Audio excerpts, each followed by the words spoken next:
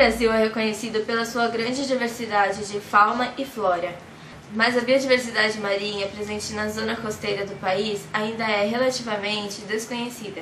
A área marinha do país abrange aproximadamente 3,5 milhões de quilômetros quadrados. Para se ter noção da biodiversidade marinha nacional, o número de espécies de peixes catalogados no bioma varia entre 705 e 1.209. Os mamíferos marinhos somam 57 espécies, e os cetáceos, que são as baleias e os golfinhos, chegam a 53, onde 4 estão em risco de extinção. Mais de 100 espécies de aves estão associadas ao bioma costeiro e marinho. Das 7 espécies de tartarugas marinhas conhecidas no mundo, 5 residem nas águas brasileiras. Possuímos ainda os únicos recifes de corais do Atlântico Sul. Nos manguezais brasileiros também podem ser encontradas no mínimo 775 espécies de peixes, aves, moluscos, plantas e artrópodes. No entanto, a zona costeira abriga enormes centros metropolitanos, sendo alguns dos mais importantes do país, com milhares de pessoas. E isso significa a intervenção humana, resultando em risco para a diversidade marinha. E além dos motivos de mudanças climáticas, poluição e a pesca insustentável, está também a expansão das áreas urbanas, onde um dos maiores vilões se encontram, o porto.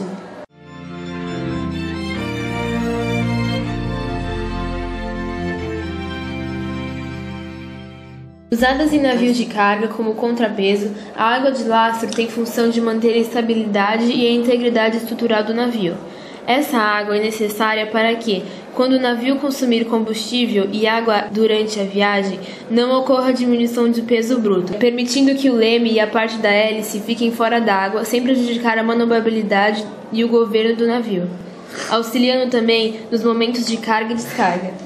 O grande perigo dessa prática é devido ao transporte de organismos que vêm junto com a água de lastro e são transportados pelos tanques dos navios, que variam de milímetros até peixes de 30 centímetros. Entre essas espécies alienígenas que têm o potencial de serem transportadas, além de seres microscópicos e plânctons, estão anêmonas, cracas, caranguejos, caracóis, mexilhões, ouriços do mar, entre outras. A situação se agrava quando essas espécies estrangeiras disputam habitats e nutrientes com as espécies silvestres locais, causam prejuízos ao ecossistema, desencadeando uma bioinvasão.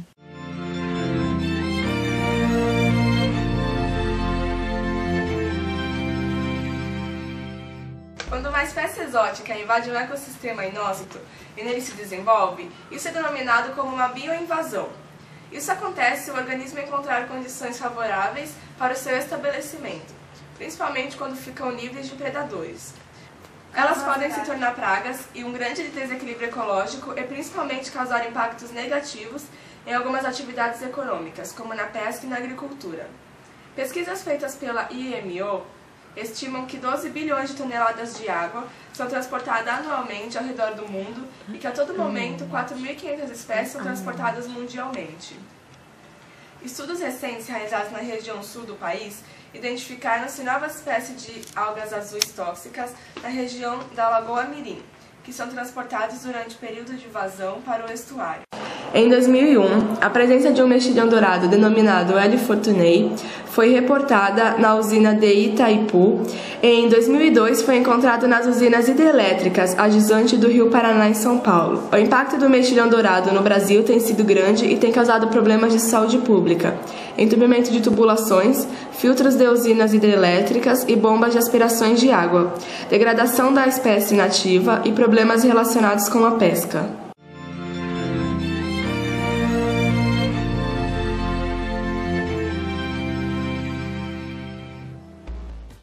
Então, você sabe o que é invasão? Invasão de outras vidas numa biota ou todo no ecossistema. Exatamente. E isso afeta muito a Baixada? Com certeza. Temos o maior porto da América Latina. Esse laço aí é colocado no nosso estuário e isso prejudica muito o nosso ecossistema. A gente percebe que a praia acaba sendo prejudicada por detritos. A gente vê por muitas vezes vidas aí marinhas que não são daqui da região. E às vezes até objeto, outros tipos de sedimentos que não são da região, que a gente acredita assim que são dos lastros dos navios. E isso afeta, sim, né? Afeta nós temos essas costeiras aqui que tem marisco, outros tipos de peixes, fauna, flora que são afetadas.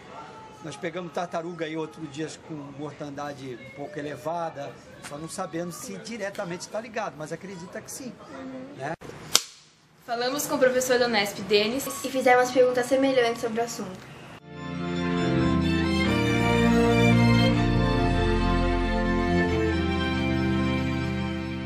Sim, é possível que organismos introduzidos causem perturbações. Há o exemplo do coral-sol, que está se alastrando pela costa brasileira. Essa espécie compete por espaço com outros organismos, eliminando-os e tornando-se a espécie dominante nos costões rochosos onde se instala. Outros exemplos são o mexilhão-dourado, da bacia do Paraná.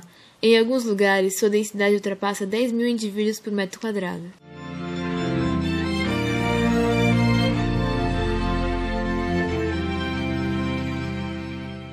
A natureza não tem o mesmo poder do ser humano em transportar espécies através dos mares. Algumas espécies aderidas a material flutuante podem ser levadas por distâncias enormes pelas costas marinhas e, eventualmente, podem conseguir se fixar em outros locais. Porém, a intensidade desse fenômeno é muito baixa, assim como a sua probabilidade, o que ocorre hoje em dia com o aumento crescente do transporte internacional de cargas por navios. É infinitamente mais intenso de qualquer força natural. Milhares de navios circulam diariamente em outros portos, e esse cenário não deve mudar.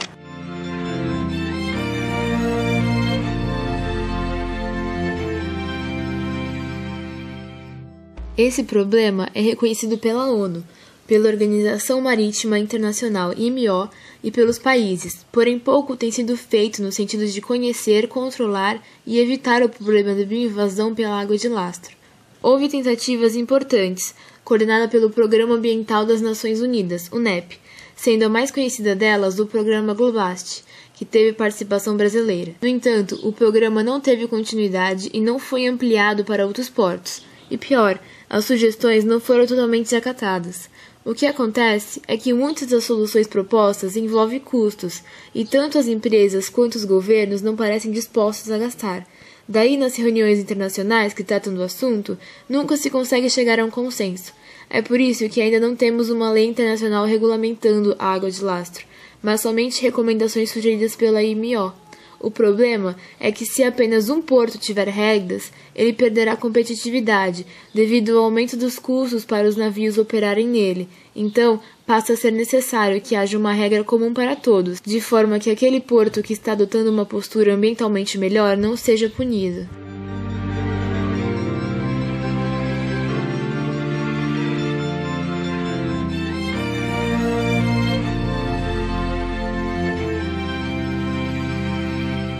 Primeiro, é preciso estudar o problema a fundo.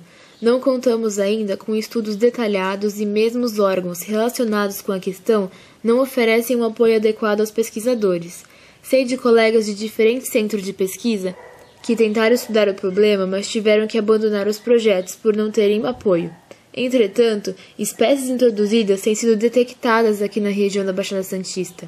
Outra questão é introduzir normas a respeito da gestão de água de lastro, mas isso deve estar numa norma internacional. Outra questão é ampliar a fiscalização. Hoje, apenas um navio é fiscalizado a cada 1.000 navios, em virtude do baixo número de pessoas. A fiscalização envolve muitas outras medidas, além da água de lastro, e é feita pela vigilância sanitária, pela PF, etc. Portanto, é preciso aumentar o esforço nesse sentido também.